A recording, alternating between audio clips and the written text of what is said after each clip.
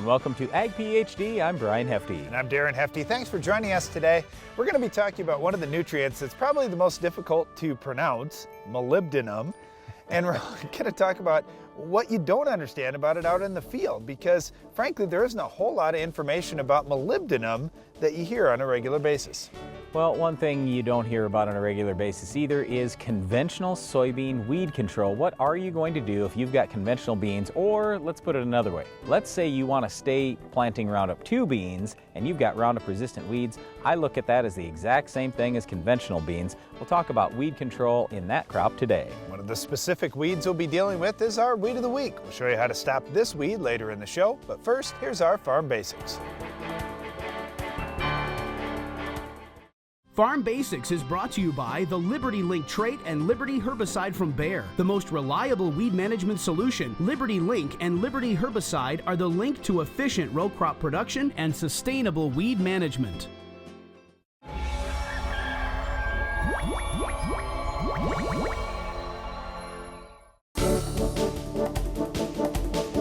Perhaps the most common question we get at Ag PhD from non-farmers is, how dangerous are pesticides? Can you talk to us about pesticide safety? So we're going to do that today. One of the great things that's happened in our generation is a lot of the old pesticides have gone away. So many of the things that my grandpa would have used, well, they're no longer around. And that's kind of a good thing for us. And part of the reason why is we found some safer alternatives to use to control weeds, to control bugs, to control diseases in our crops. So when we look at the new pesticides that are on the market in general, they're pretty good. But let's talk about some specific examples. All right, so first of all, when we start talking about a lot of these newer pesticides, they are either natural products or many are derived from natural products. So here are a couple examples. The most popular insecticide family in the United States today is called the pyrethroid family of insecticides. That comes from the chrysanthemum flower. And I don't know who figured it out or how they figured it out, but all I know is they isolated something in the chrysanthemum flower that can actually control certain insects. It's very safe to human beings, to animals, that type of thing. It's like sprinkling a flower over your fields, but that's the pyrethroid family. The other one that I'll mention specifically that I thought was really interesting is there was a Syngenta researcher back quite a number of years ago who noticed he had a callistemon tree in his yard. And he noticed that there were never any broadleaves around that tree, but there were broadleaves in the rest of his yard. So he thought, you know, as a scientist, it seems to me like there should be something out of that tree, or there must be something out of that tree that's killing the broadleaf weeds. So they took part of this tree in and identified what the compound was in there.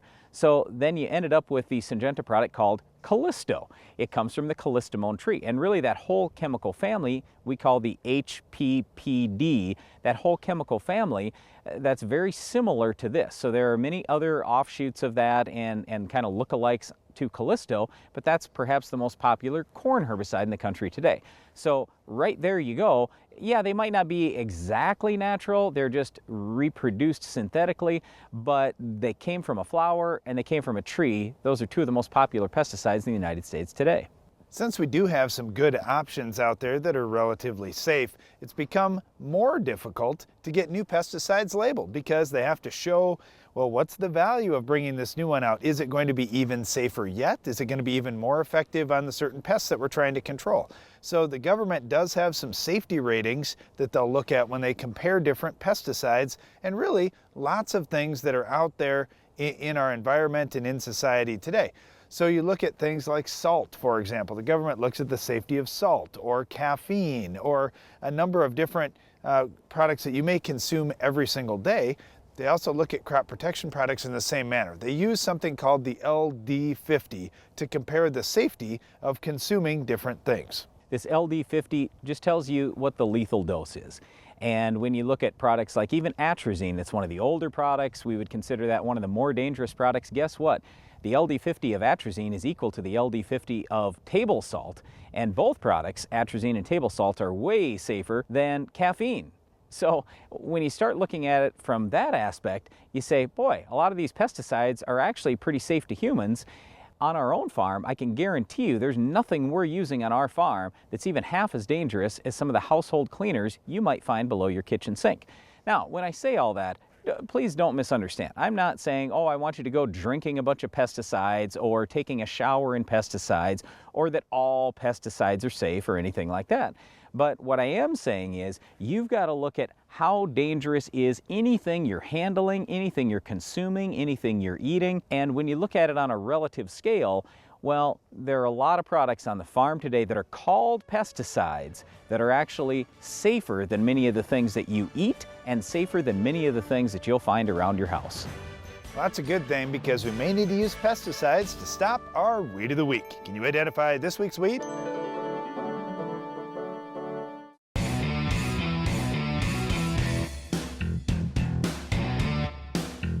Leading the charge in strip tillage for more than a decade, the Soil Warrior brings the future to your farm today. There are 6,272,640 square inches in an acre. We counted. Why? Because we designed the TigerMate 255 field cultivator and 2000 series early riser planter to maximize every single one. So when you create the most level seed bed in the industry and target a nickel-size area to plant a seed and never miss, you'll know in high-efficiency farming, there's one name to count on: Case IH. Rethink productivity. Learn more at caseih.com/everyinch. N, P, and K. They're critical for a healthy crop.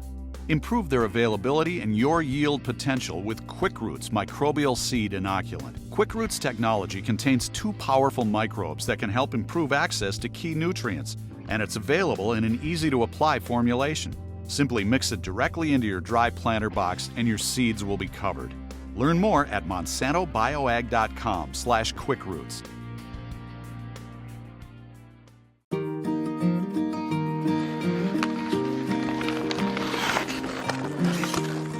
Smart farming is playing hockey with my son.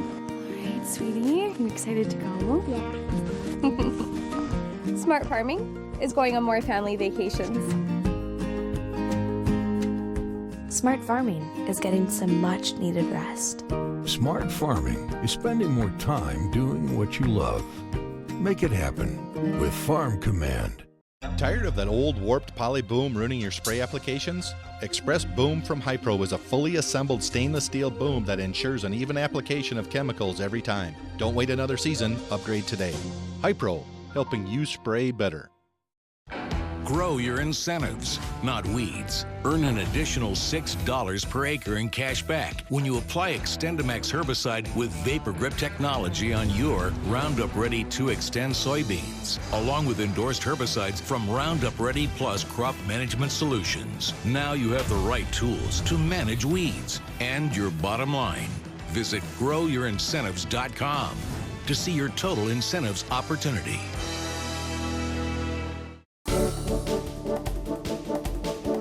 We talk an awful lot about fertility here at Ag PhD. The reason why is because if you have better fertility, you should have better yields and hopefully more profit. Well, we talk a lot about N, P, and K. We talk about the micronutrients, the secondary nutrients, things like sulfur, calcium, magnesium, but rarely do we talk about a nutrient like molybdenum that, yes, it's considered a micronutrient, but there aren't even common tests that are used for that. In fact, I would say most farmers in the United States have never tested their soil for molybdenum. Well, the reason why we're talking about it today is it is important, especially if you start going for higher yields and you're up to levels where you're getting 80 bushel beans and maybe 280 bushel corn. You go, all right, what's missing? What else could there possibly be? It may be molybdenum. So how do you manage a nutrient that you haven't even been measuring for? Well, the first step is to get out and do a test and measure. I would suggest just even doing one. Do one test in one field and see what you've got. Now you at least have an idea of, hey, it's non-detectable on my test, because honestly, that's what we found on some of our fields, that it was just at a non-detectable level. Well, if you can't even detect any out in your field, you know that there's a pretty good chance getting a little bit out there is going to be better than nothing. And there are a lot of different ways to apply molybdenum, and there are certain times to apply molybdenum on your farm, and that's what we want to talk about today. Yeah, but before we do, just understand this is an important nutrient in plants, especially like soybeans. It really helps with nodulation. Alfalfa, you can see excessive leaf drop when you don't have adequate levels of moly. I'm just calling it moly for short, by the way, here instead of molybdenum. But The other thing is when you've got low pH soil, you can get tie up with iron and aluminum. So for many years, people would talk about, well, hey, if I just have my pH around 6.5, maybe 7, my molybdenum levels will be better. Well, yes, they should be better theoretically, but if you don't even have any in your soil, like we found on our farm, we can't even find any, that's probably not good. So what we're looking at, and you can certainly do some seed treatment with molybdenum, the concern there is if you get very much at all, it can hurt seed germination. So you have to be super careful. In addition, this is a leachable nutrient. So let's say you want to go broadcast it out there. Well, you can do that, and we're going to do some of that going into this next year on our own farm. I'm excited about that. I think we'll get some response. But let's say you have sandy soil and heavy rainfall. Well, for our farm, we don't. We have heavy soil and no rainfall or very little rainfall, so I'm not worried about leaching. Where I'm going with this is if you have sand and lots of rain, molybdenum might not stay around a real long time. So then you have to look at other methods. How are you going to spoon feed this particular nutrient? Well, with molybdenum or moly, you can certainly do some foliar feeding with that and throughout the season. We talk to farmers across the country that are starting to do just that, putting multiple applications of molybdenum on in crop. But I'll be honest with you, it's such a small percentage of farmers out there that are beginning to do this that we don't have this huge volume of data yet. It's one of those things that you can try a little bit on your farm and use this as one of the tests that you're doing this year, maybe on one field or on a couple of fields, to see what kind of impact it could have for you. Moly does serve some really important functions within the plant. And when we see fields that have very poor nodulation, sometimes moly could be one of those factors that could be to blame. Also, moly is very essential for converting nitrates into the amino acids that your plants use. So when we think about nitrogen and how it works in the soil and into the plant, moly is another one of those factors that's going to be really important. All right, here is our suggestion for you. At least run a couple tests on your farm in some of your fields, maybe your best ground and your worst ground, I don't know, just run a couple of tests.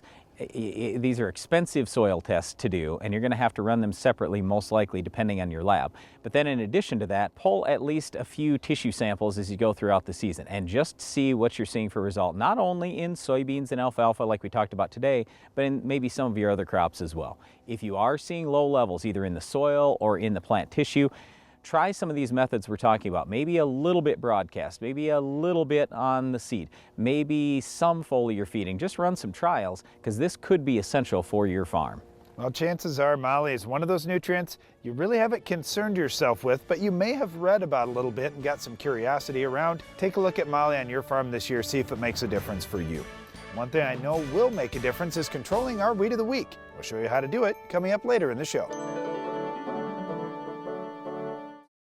Make every minute of the growing season count. Schedule your equipment for a genuine Case IH parts and service uptime inspection at Titan Machinery. Our professional service technicians have the training and experience to pinpoint and repair problems before they have a chance to shut you down during the season. Avoid the high cost of in-season downtime. Give yourself the peace of mind knowing your equipment is ready to work. Schedule your equipment today by going to uptime18.com or calling your local Titan Machinery dealer. That's Titan Machinery, providing you with genuine Case IH parts and service. Introducing the SoilMax ZD48, the newest addition to the SoilMax Gold Digger lineup. The first plow designed for smaller class tractors, the ZD48 has been tested on tractors weighing between 10,000 and 16,000 pounds with excellent results. Designed for row crop farms, vineyards, irrigation, and specialty crop farms. The SoilMax ZD48 will install tile up to 48 inches deep, as well as install 3 or 4-inch tile. The ZD48 truly opens up the world of tile installation to more farms than ever before. We raise corn, beans, and then about 7,500 head of hogs a year.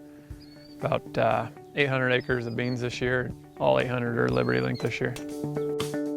Our biggest weed pressure is definitely the water hemp.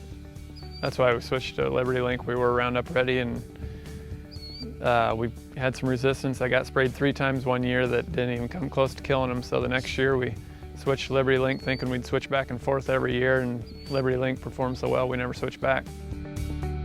We have a test plot that had Roundup and Liberty Link right next to each other, and the Liberty Link out-yielded it the past 5 years. It's very important to have good weed control. For one, it just looks better to look at a nice clean field, but yield-wise it's also very important. The Liberty Link system has a 2+ bushel per acre yield advantage over Asgrow Roundup Ready to Extend soybeans. More at libertylinkadvantage.bayer.us. Always read and follow label instructions. This agro liquid line is something special. A lot of really impressive playmakers.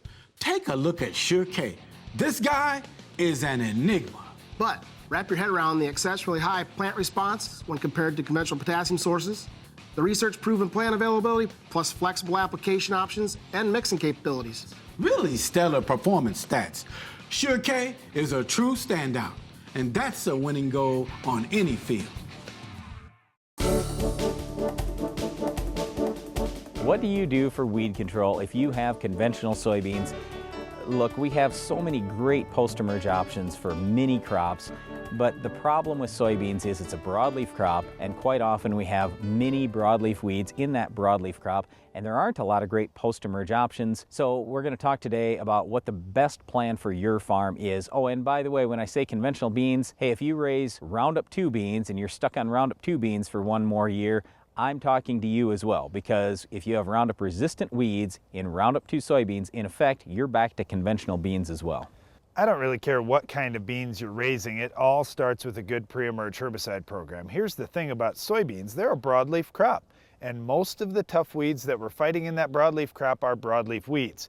And the best killers for broadleaf weeds in soybeans are all pre-emerge options. So we've got things like the yellows, for example, Treflan, Sonalan, and Prowl that are thought of as, wow, those are excellent grass control products, and they are. You really do want to use those for grass control.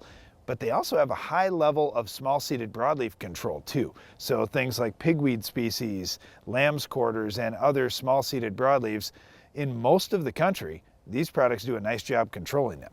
Another pre-emerge herbicide that we really like to use is metribuzin. Metribuzin is very strong on these small-seeded broadleaves, has some activity on large-seeded broadleaves as well. And the other thing is, it's one of those modes of action that you just can't use post-emerge, just like the yellows.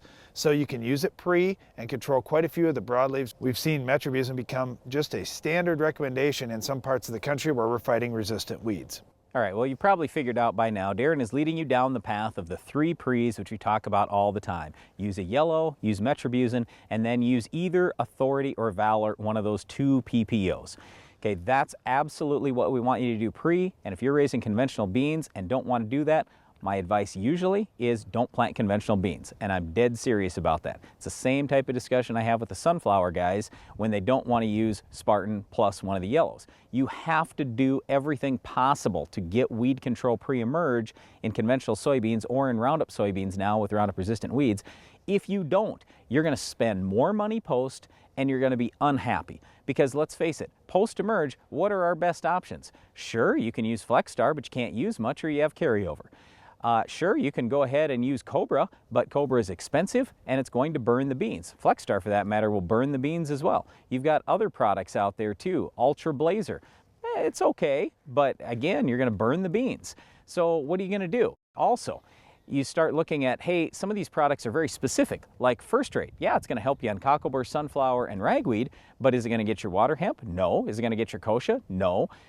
So then you have to throw something else with it. So what I'm trying to say here is you run into a lot of tank mix issues, you run into a lot of leaf burn, and a lot of expense if you don't get those 3 pre's down. All right, let's talk about the Roundup Ready soybean users as well and kind of compare and contrast here. Now you may say, wow, if Roundup doesn't work, it's like I don't have that post-emerge option. You still do have that Roundup in your post-emerge program. You've got it for controlling any escaped grasses. You've got it for controlling quite a few different weed species out there. So it is a good helper to mix in with a FlexStar or something like that. So I wouldn't say, hey, let's just leave the Roundup out of the tank because it doesn't kill my pigweed. No, don't forget about all those other little weeds that are out there in your field. All right, one last thing that I wanted to throw in is you can use a residual herbicide early post. So when you go out early post and spray your FlexStar, First Rate, Cobra, anything like that, just look at the label, make sure the product's on label for the mix you're going to do. But I would suggest you throw a Group 15 out there, something like Zidua, Warrant, Dual, Outlook, one of those types of products. They're not going to kill any emerged weeds, but they will give you longer late season residual in the soil for a number of different broadleaves and grasses. So those products are all much less expensive than they were a few years ago. You can add one of those in early post. That's a good way to economically get more weed control later in the season, because remember, with soybeans you don't get crop canopy as early as you do in many other crops, which is why you have to have a lot longer control in soybeans than you do almost in anything else. Hey, and the last comment I'd make, if you want to have conventional soybeans in your rotation, that's fine. Just make sure you're doing an unbelievably awesome job controlling weeds in all your other crops. That way you have less pressure once you get to your conventional soybean part of the rotation where you just don't have many weed control options. Well, one of those weeds you may see out in your field is our Weed of the Week. We'll tell you how to control it coming up next. The Weed of the Week is brought to you by Dow AgroSciences. Finish the fight against tough weeds with the Enlist Weed Control System.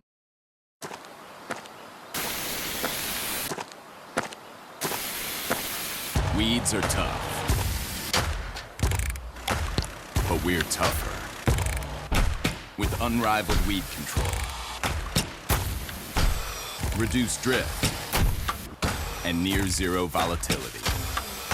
So, who's tough now?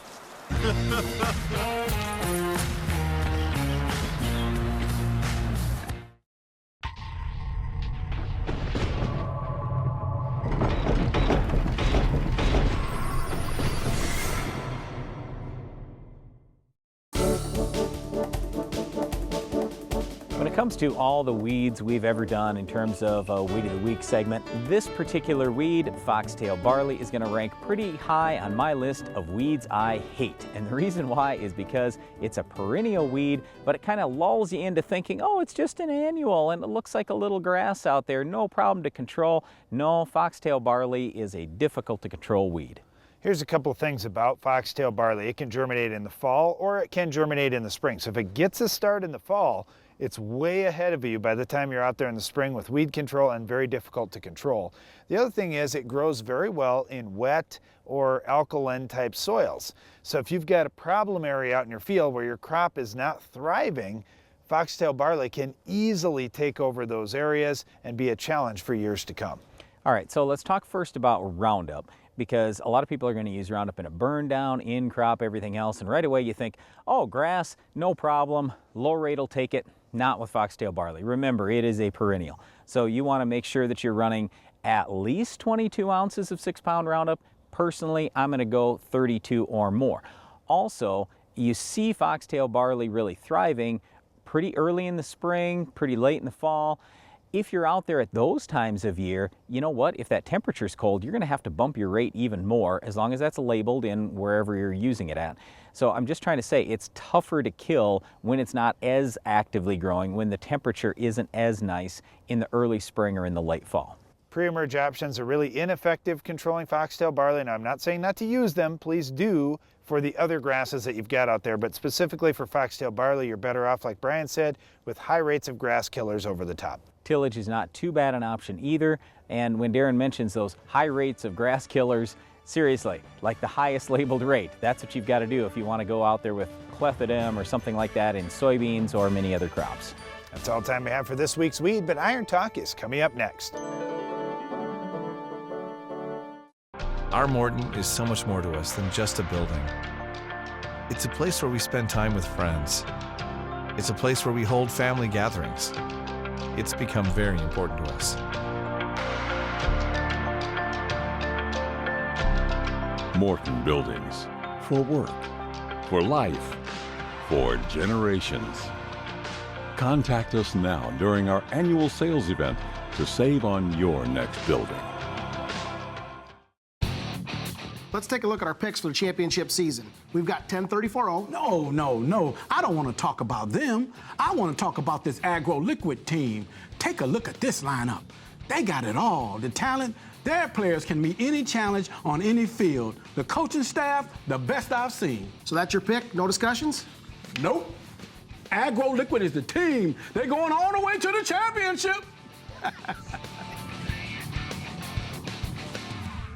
Spend some serious farmer time in Anaheim when Commodity Classic heads to California Tuesday, February 27th through Thursday, March 1st. Education that will change the way you think about your farm. Innovators who are changing the game in agriculture. The new ideas, equipment, and technology you won't find at your local farm show.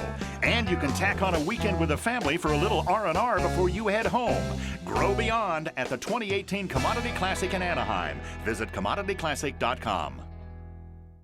Introducing the SoilMax ZD48, the newest addition to the SoilMax Gold Digger lineup. The first plow designed for smaller class tractors, the ZD48 has been tested on tractors weighing between 10,000 and 16,000 pounds with excellent results. Designed for row crop farms, vineyards, irrigation, and specialty crop farms. The SoilMax ZD48 will install tile up to 48 inches deep, as well as install 3 or 4-inch tile. The ZD48 truly opens up the world of tile installation to more farms than ever before.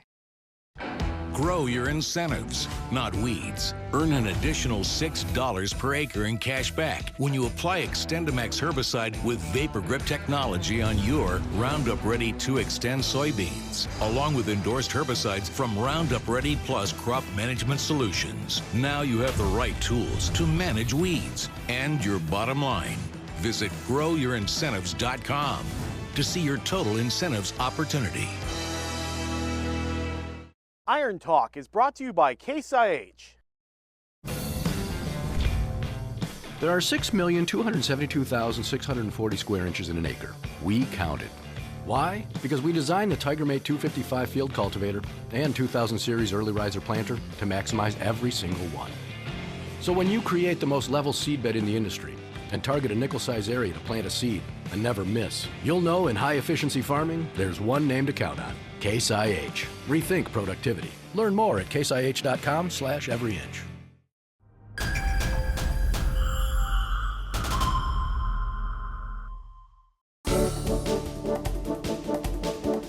How accurate are your spray applications?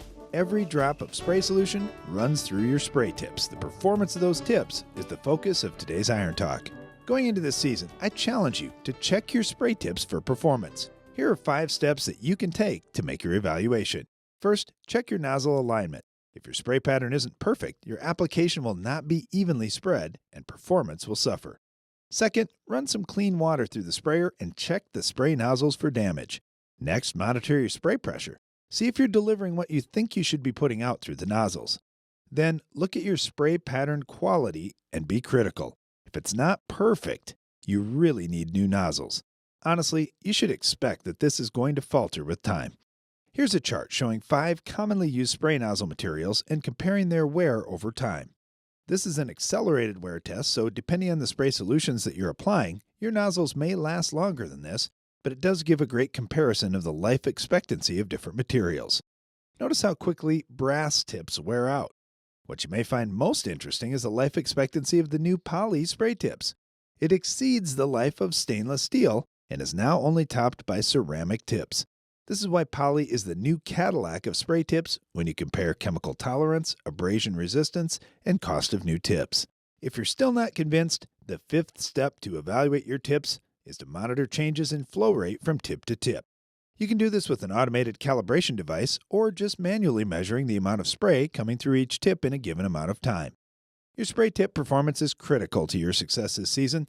Take some shop time right now to evaluate your current tips performance and replace before they completely wear out. That's all for today's Iron Talk, and now back to the show. Closed captioning for Ag PhD is sponsored by Norwood Sales. The Quick Belt from Norwood Sales is your all-around grain handling solution. Our conveyor-based system uses an 18-inch belt and a 10-inch tube, which minimizes seed damage while moving more than 10,000 bushels an hour. Keep your grain and your farm moving with the Quick Belt from Norwood Sales. That's all the time we have for today's show, but before we go, I want to invite you to tune into the Ag PhD radio show. You can catch us at 2 p.m. Central each weekday on SiriusXM Channel 147. And don't miss the next Ag PhD TV show. We'll have another Weed of the Week, Farm Basics, Iron Talk, and a whole lot more. I'm Darren Hefty. And I'm Brian Hefty. Thanks for watching Ag PhD. Did you realize that a healthy soil only contains about 50% dirt?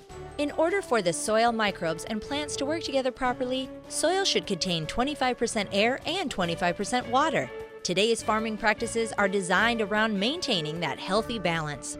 To learn more, visit the Responsible Nutrient Management Foundation at rnmf.org.